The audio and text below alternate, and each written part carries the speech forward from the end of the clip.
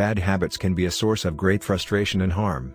The effects can be painful when it comes to bad habits related to money. For instance, you might pay thousands more in interest, leaving you with no cash to cover your emergency expenses. Money habits can hurt your credit and finances enough that it blocks the path to realizing your dreams like owning a house or retiring. But don't let that get you panicked. Bad habits can be broken after all.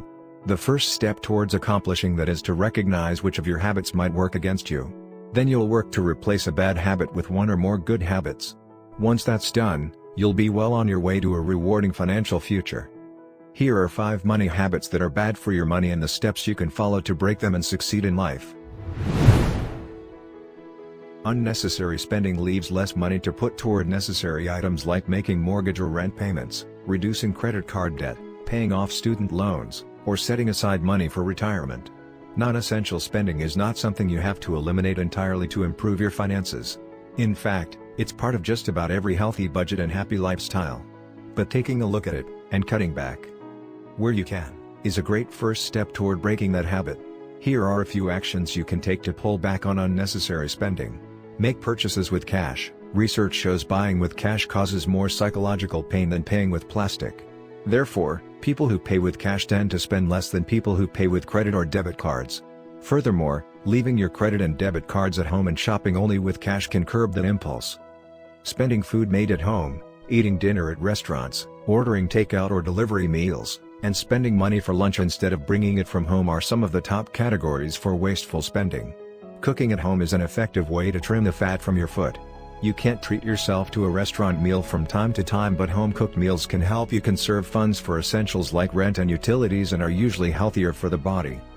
Pause before purchasing. Whether you're looking at buying a new TV or a new pair of shoes, take a second chance to contemplate and ask yourself questions like, is this item a need or a want? If it's a want, can you truly avoid it? What is the true cost?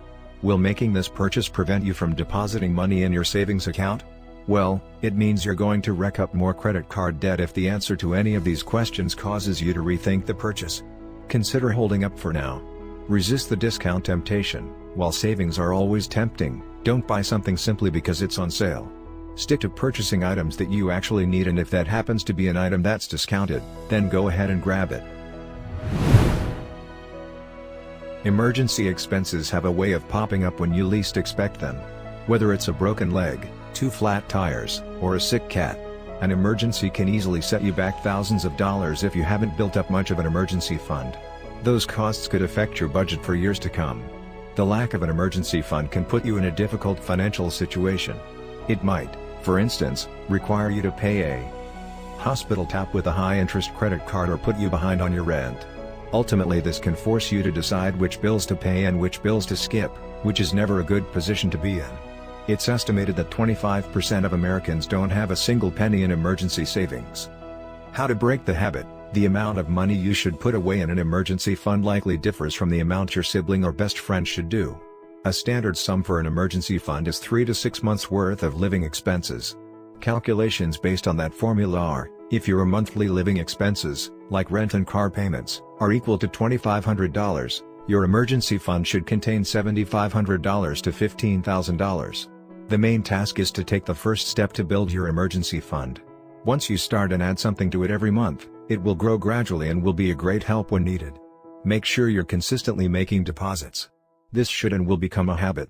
After all, that might mean allocating $25 a week for your emergency fund at first and then raising that amount to, say, $75 a week or more when you can make it. This should definitely work with your budget. Out-of-control credit card spending can lead to some major problems. Among other things, charging too much on your credit cards can run up high interest. Credit card debt gives you a full sense of how much money you've got available to spend. Damages to your credit score lead to a bankruptcy filing. Don't feel bad if you've gone overboard with credit card spending, though you've got many options before you. When it comes to turning it around, how to break the habit? Although credit card debt can cause financial headaches, you can take matters into your own hands to escape it. A budget can help keep your income and expenses in balance. Monitoring the money that's coming in and going out shows a big picture of your finances. Look at your finances, and put yourself on a credit diet. Consider establishing a strict limit on how much you're allowed to charge on your credit cards every month. Take credit cards out of your wallet. It might sound extreme, but leaving your credit cards at home or locking them away somewhere that's not easily accessible is a sure way to stop yourself from using them. Taking that a step further, you might opt to freeze a credit card so that you can't make any charges on it. At some point in life, you might want to buy a house, or maybe you hope to put your kids through college, and chances are, you'd like to someday retire. These things typically require years of planning and decades of savings. Possible consequences of not saving for the future include not being able to afford a house, the inability to contribute much to your kids' college education, and a delayed retirement. How to break the habit? It's never too late to save for your future. You can start right now by doing the following. Automate your savings, and depending on the feature your bank offers, you might be able to automatically transfer a percentage of your paycheck to a savings account that earns interest, because everything will be taken care of whenever your paycheck hits your checking account. It becomes much easier to stick with. You can allocate more money for savings by searching for places to cut costs.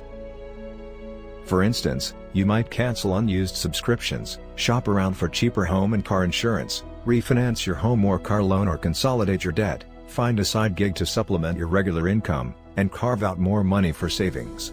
Seek a side gig. Don't know what to do? Try earning money from a hobby like baking, photography, painting, or graphic design.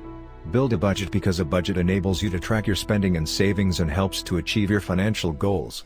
Not sticking to a budget, or not even creating one, removes the key to controlling your finances. Budgeting ensures that your short-term and long-term financial needs are met. A budget drives your financial decisions and serves as a map that points you in the right direction. How to break the habit? Breaking this habit is not complicated. Create a budget and commit to following it. There are, however, many different ways to budget. Zero-based budgeting, for instance, it's important to find the budgeting method that works for you, since you'll be more likely to stick to it. That way your future is in your hands. Acknowledging any financial bad habits you may currently have means you're already making progress. There is no one-size-fits-all solution to managing money. So, figuring out how to improve your financial situation requires some creativity and critical thinking. With all this information in hand, you should now be better equipped to think efficiently about your own finances. Hopefully, this means those financial dreams are just around the corner now. We hope you would avoid these bad habits and manage your finances wisely. Do share and subscribe if you liked the video.